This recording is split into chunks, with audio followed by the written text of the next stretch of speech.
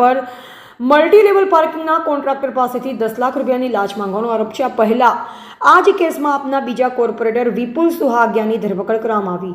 કેસની વિગત મુજબ બંને કોર્પોરેટરોએ પે એન્ડ પાર્ક કોન્ટ્રાક્ટ રદ કરવાની ધમકી આપી કોન્ટ્રાક્ટર પાસેથી 10 લાખ રૂપિયાના લાંચની માંગણી કરી।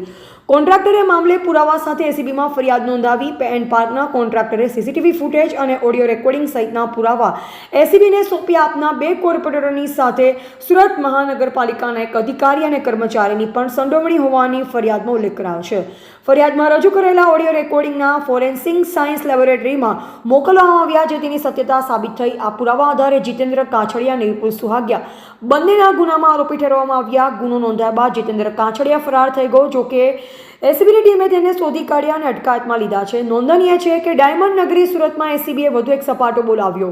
ઉધના ઝોનની અંદર એસીબીએ ટ્રેપ ગોઠવી એસએમસીના ક્લાસ 3ના બે કર્મચારીઓ ઝડપી પાડ્યા। જિગ્નેશ પટેલ અને મેહુલ પટેલને ₹35,000ની લાંચ લેતા ઝડપાયા। બંનેએ મકાનના વેરા બાબતે ભલામણ કરવા બાબતે લાંચ માંગી હતી। આ કામના ફરિયાદી મકાનનો વેરો સુરત મહાનગરપાલિકામાં ભરતા આવ્યા, જે મકાનનો વેરો દર 3 વર્ષે રિક્વિઝેશન કરવાનો થતો હોવાથી જે વેરો રિક્વિઝેશનની કાર્યવાહી કરવાના અવેજ પેટે આ કામના આરોપીએ એકબીજાના મેળાપીપણામાં ફરિયાદી પાસે ₹35,000ની લાંચની માંગણી કરી।